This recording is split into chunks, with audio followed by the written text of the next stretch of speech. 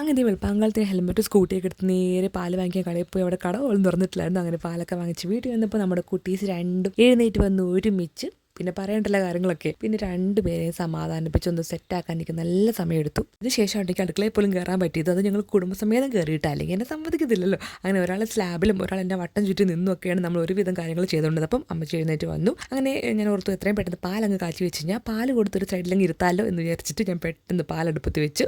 അല്ലെങ്കിൽ അമ്മമാർ multi taskers എന്ന് പറയുന്നത് വളരെ സത്യമാണ് ഗൈസ്. നിങ്ങൾക്ക് ഈ ഒരു ക്ലിപ്സ് കാണാൻ മനസ്സിലാവുന്നതാണ്. ഒരു കൈ വെച്ച് നമുക്ക് പാലൊക്കെ കാച്ചാൻ സിമ്പിളായിട്ട് പറ്റും.